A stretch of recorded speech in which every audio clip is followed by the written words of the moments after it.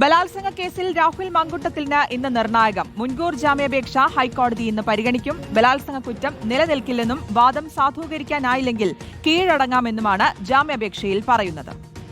രാഹുൽ ഒളിവിൽ കഴിയുന്നത് കർണാടകയിൽ തന്നെയെന്നാണ് SITയുടെ നിഗമനം. കൂട്ടുപ്രതി ജോബി ജോസഫ് രാഹുലിനൊപ്പമുണ്ടെന്നും സൂചന.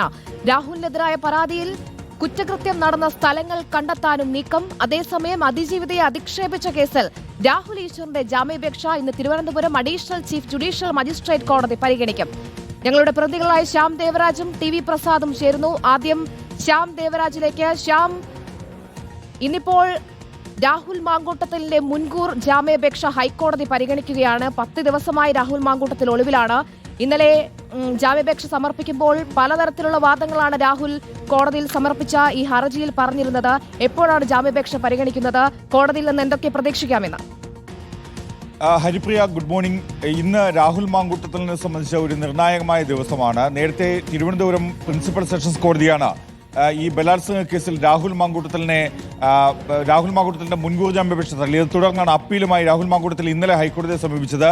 ഇന്നത് ഹൈക്കോടതിയുടെ പരിഗണനയ്ക്ക് വരികയാണ്. Justice K. ബാബു അധ്യക്ഷനായ സിംഗിൾ ബെഞ്ചിന്റെ പരിഗണനയ്ക്കാണ് രാഹുൽ മാങ്കൂട്ടത്തിലിന്റെ മുൻകൂർ ജാമ്യാപേക്ഷ വരുന്നത്. ഇന്ന് രാവിലെ 10:15 കോടതി നടപടികൾ ആരംഭിക്കുക. രാവിലെ 32ാമത്തെ ഐറ്റമായാണ് ഈ വിഷയം പരിഗണനയ്ക്ക് വരുന്നത്.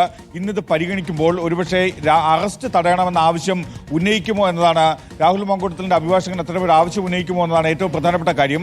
ഇന്ന് സ്വാഭാവികമായ നടപടി എന്ന നിലയിൽ പ്രോസിക്യൂഷനോട്, സർക്കാരിനോട് വിശദീകരണം തേടുകയാണ് ചെയ്യുക. ഒപ്പം പോലീസിന്റെ റിപ്പോർട്ടും തേടുകയും ചെയ്യും, SITയുടെ റിപ്പോർട്ടും തേടുകയും ചെയ്യും.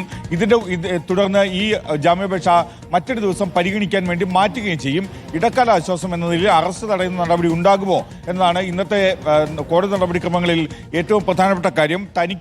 തനിക്കെതിരെ ബലാത്സംഗ കുറ്റം നിലനിൽക്കുകയില്ല, അന്വേഷണവുമായി സഹകരിക്കാൻ തയ്യാറാണ്, SITയുടെ മുന്നിൽ നേരിട്ട് ഹാജരായി ഓരോ ചോദ്യങ്ങൾക്കും വിശദീകരണം നൽകാനും തയ്യാറാണ്, അതിനുള്ള അവസരം നൽകണമെന്ന ആവശ്യമാണ് രാഹുൽ മാങ്കൂട്ടത്തിൽ ഉന്നയിക്കുകയും ചെയ്തിരിക്കുന്നത്. അതുകൊണ്ട് തന്നെ ഇക്കാര്യത്തിൽ ഇന്ന് നിർണായകമായി അറസ്റ്റ് തടയുന്ന നടപടി ഉണ്ടാകുമോ എന്നതാണ് ഏറ്റവും പ്രധാനം. രണ്ടാമത്തേത് സ്വാഭാവികമായ നടപടി എന്നതിൽ പ്രോസിക്യൂഷൻ നോട്ടീസും പോകും. അടുത്ത ആഴ്ചത്തേക്ക് ഈ ഹർജി മുൻകൂർ ജാമ്യാപേക്ഷ വീണ്ടും പരിഗണിക്കാൻ വേണ്ടി മാറ്റുകയും ചെയ്യും. ഓക്കെ, ശ്യാം ദേവരാജാണ് വിശദാംശങ്ങൾ നൽകിയത്. ഒപ്പം TV പ്രസാദ് കൂടിയുണ്ട്. Good morning Prasad. 10 ദിവസമായുള്ള തെരച്ചിലാണ് നടന്നുകൊണ്ടിരിക്കുന്നത്. ഇപ്പോഴും കണ്ടെത്താൻ കഴിഞ്ഞിട്ടില്ല രാഹുൽ മാങ്കൂട്ടത്തിൽ എവിടെ എന്നുള്ളത്. പക്ഷേ കർണാടകയിൽ ഉണ്ടെന്ന സൂചനയിൽ ആ അടിസ്ഥാനത്തിൽ ആ രീതിയിലുള്ള അന്വേഷണമൊക്കെ ഊർജിതമായി നടക്കുകയും ചെയ്യുന്നുണ്ട്. ഇന്നിപ്പോൾ മുൻകൂർ ജാമ്യാപേക്ഷയിൽ അതിൽ പ്രധാനമായിട്ടും ഈ കുറ്റം നിലനിൽക്കില്ലെന്നും വാദം സാധൂകരിക്കാനായില്ലെങ്കിൽ കീഴടങ്ങാമെന്നുമാണ് ജാമ്യാപേക്ഷയിൽ രാഹുൽ മാങ്കൂട്ടത്തിൽ പറയുകയും ചെയ്തിട്ടുള്ളത്. എന്തായാലും ഏത് രീതിയിൽ ഇപ്പോൾ അന്വേഷണം നടക്കുന്നു രാഹുലിനെ കണ്ടെത്താൻ കഴിയുമെന്നൊരു പ്രതീക്ഷ. അതായത് ഈ പ്രധാനമായിട്ടും ഈ ജാമ്യാപേക്ഷ പരിഗണിക്കുന്നതുമായി ബന്ധപ്പെട്ട് അതിനു മുൻപ് കണ്ടെത്താനുള്ള ശ്രമങ്ങളൊക്കെ ആയിരുന്നു നടന്നിരുന്നത്. ആ രീതിയിലുള്ളൊരു അന്വേഷണം ഫലവത്താകുമെന്നാണോ കരുതുന്നത്? എന്താണ് പ്രതീക്ഷിക്കുന്നത് ഇപ്പോൾ? ഗുഡ് മോർണിംഗ് ശ്രുതി, വിഷ്ണുപ്രിയ. തെരച്ചിൽ 10ാമത്തെ ദിവസവും പുരോഗമിക്കുകയാണ്. ഒരു പുരോഗതിയും കാര്യമായില്ല. ഇപ്പോൾ ആകെ നടക്കുന്നത് രാഹുൽ മാങ്കൂട്ടത്തിൽ എത്തിയ സ്ഥലത്ത് അന്വേഷണ സംഘത്തിന് എത്താൻ കഴിയുന്നുണ്ട്. പക്ഷേ അപ്പോഴേക്ക് അവിടെ നിന്നും രാഹുൽ മാങ്കൂട്ടത്തിൽ മുങ്ങുകയാണ്. അതായത് രാഹുൽ മാങ്കൂട്ടത്തിൻ്റെ സഞ്ചരിക്കുന്ന വഴി കൃത്യമായി ട്രേസ് ചെയ്യാൻ ഇതുവരെയും കഴിയുന്നില്ല എന്നുള്ളതാണ്. അതിൽ പോലീസ് നൽകുന്ന വിശദീകരണം സ്വന്തം ഫോണും സിമ്മും ഉപയോഗിക്കുന്നില്ല എന്നുള്ളതാണ്. ഫോണും സിമ്മും മാറി മാറി ഉപയോഗിക്കുന്നത് കൊണ്ട് തന്നെ കൃത്യമായി മൂവ് ചെയ്യുന്ന ലൊക്കേഷൻ തിരഞ്ഞുപിടിച്ച് പിന്നാലെ പോകാൻ കഴിയുന്നില്ല.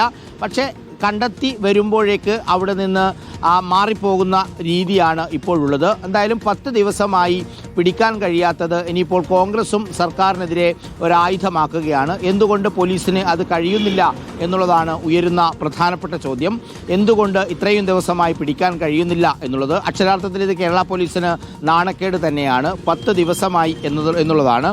മാത്രമല്ല ഇനിയിപ്പോൾ നാളെ തദ്ദേശ തെരഞ്ഞെടുപ്പിനുള്ള കൊട്ടിക്കലാശം നടക്കുകയാണ്. നാളെ കൂടി കഴിഞ്ഞാൽ ആദ്യഘട്ട തെരഞ്ഞെടുപ്പിനുള്ള കൊട്ടിക്കലാശവുമായി. ഇത്രയുമായിട്ടും പോലീസിന് പിടിക്കാൻ കഴിയാത്തത് അത് ഒത്തുകളിയുടെ ഭാഗമായിട്ട് കൂടിയാണ് എന്നാണ് VD സതീശൻ ഉൾപ്പെടെയുള്ള കോൺഗ്രസ് നേതാക്കൾ ആരോപിക്കുന്നത്. അതായത് തെരഞ്ഞെടുപ്പിൻ്റെ തൊട്ട് മുമ്പ് പിടിക്കുക, എന്നിട്ട് വലിയ ഹൈപ്പ് സർക്കാരിന് ഉണ്ടാക്കുക എന്ന രീതിയിലാണ് സർക്കാർ മുന്നോട്ട് പോകുന്നത് എന്ന് പ്രതിപക്ഷം പറയുന്നു. എന്തായാലും പോലീസ് രാഹുൽ മാങ്കൂട്ടത്തിലിന്റെ പിന്നാലെ തന്നെയുണ്ട്. പക്ഷെ പിടികൂടാൻ കഴിഞ്ഞിട്ടില്ല. ഇനിയിപ്പോൾ ആ ഹൈക്കോടതിയിൽ വരുന്ന മുൻകൂർ ജാമ്യ ഹർജി, അതിലൊരു തീരുമാനമുണ്ടായതിനു ശേഷമായിരിക്കും രാഹുലിന്റെ ഭാഗത്തുനിന്നുള്ള നീക്കം. പക്ഷെ പോലീസിന് ഇതുവരെയും പിടിക്കാൻ കഴിഞ്ഞിട്ടില്ല എന്നുള്ളത് തന്നെയാണ്. ശരി, ഞങ്ങളുടെ പ്രതികളായ ശ്യാം ദേവരാജും TV പ്രസാദുമാണ് വിവരങ്ങൾ നൽകിയത്.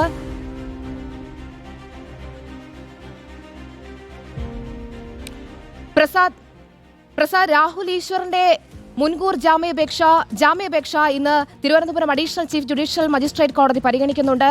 എന്തൊക്കെയാണ് രാഹുൽ ഈശ്വറിന്റെ വാദങ്ങൾ? രാഹുൽ ഈശ്വറിന്റെ ജാമ്യാപേക്ഷയാണ് തിരുവനന്തപുരത്തെ കോടതി പരിഗണിക്കുന്നത്. രാഹുൽ ഈശ്വർ കഴിഞ്ഞ ദിവസം 2 കോടതിയിൽ ജാമ്യാപേക്ഷ നൽകിയത് സാങ്കേതികമായി തടസ്സമായിരുന്നു. അതുകൊണ്ട് തന്നെ ഇപ്പോഴും തനിക്കൊരു പ്രശ്നമില്ല എന്ന് പറഞ്ഞ് നിൽക്കുകയാണ് രാഹുൽ ഈശ്വർ. തൻ്റെ നിരാഹാര സമരം തുടരുകയാണ് എന്ന പ്രഖ്യാപനമാണ് രാഹുൽ ഈശ്വർ നടത്തുന്നത്. രാഹുൽ ഈശ്വർ ഇപ്പോഴും പറയുന്നത് താൻ തെറ്റൊന്നും ചെയ്തിട്ടില്ല, അതിജീവിതയുടെ പേര് പറഞ്ഞിട്ടില്ല, ഫോട്ടോ ഷെയർ ചെയ്തിട്ടില്ല, വീഡിയോ ഷെയർ ചെയ്തിട്ടില്ല, രാഹുൽ മാങ്കൂട്ടത്തിലിനെ പിന്തുണക്കുക മാത്രമാണ് താൻ ചെയ്തത് എന്ന വാദമാണ് ഇപ്പോഴും രാഹുൽ ഈശ്വർ ഉയർത്തുകയും ചെയ്യുന്നത്. പക്ഷേ രാഹുൽ ഈശ്വറിൻ്റെ വീഡിയോകൾ വിശദമായി പരിശോധിച്ച കോടതി തന്നെയാണ് റിമാൻഡ് ചെയ്യാൻ തീരുമാനിക്കുകയും ചെയ്തത് എന്ന് നമുക്ക് എല്ലാവർക്കും അറിയാം. മാത്രമല്ല രാഹുൽ ഈശ്വറിൻ്റെ വാദം കോടതിക്ക് മുന്നിൽ നിലനിൽക്കുന്നില്ല. രാഹുൽ ഈശ്വർ പറഞ്ഞ ചില കാര്യങ്ങളും സന്ദീപ് വാര്യറിട്ട പോസ്റ്റുമാണ് പെൺകുട്ടിയുടെ ഫോട്ടോയും വീഡിയോയും ഒരുപാട് പേർ ഷെയർ ചെയ്യാനും അവരാണ് ഈ ആള് എന്ന് മനസ്സിലാകുന്ന രീതിയിലുള്ള പ്രചരണങ്ങൾക്ക് നയിക്കാനും കാരണമായത് എന്ന പ്രോസിക്യൂഷന്റെ വാദമാണ് കോടതി ഇപ്പോഴും അംഗീകരിച്ചിരിക്കുന്നത്. ഇനിയിപ്പോൾ ഇന്ന് ജാമ്യാപേക്ഷ കൊടുക്കുന്ന സമയത്ത് എന്തൊക്കെയായിരിക്കും രാഹുലിൻ്റെ വാദം? ഇനി ഇതിൽ തന്നെ ഊന്നിയിട്ടാണോ അതല്ല പുതിയ പൂഴിക്കടകൻ എന്തെങ്കിലും ഉണ്ടാകുമോ എന്ന കാര്യമാണ് ഉയരുന്ന ചോദ്യം. എന്തായാലും രാഹുൽ ഈശ്വർ പറയുന്നത് താൻ പുരുഷന്മാർക്ക് വേണ്ടിയുള്ള 2ാം സ്വാതന്ത്ര്യ സമര പോരാട്ടത്തിലാണ്, അതുകൊണ്ട് കോടതിയുടെ കണ്ടെത്തൽ തെറ്റാണ്, പോലീസ് കള്ളം പറയുകയാണ് എന്ന സ്റ്റാൻഡിലാണ് ഇപ്പോഴും രാഹുൽ ഈശ്വർ നിൽക്കുന്നത്.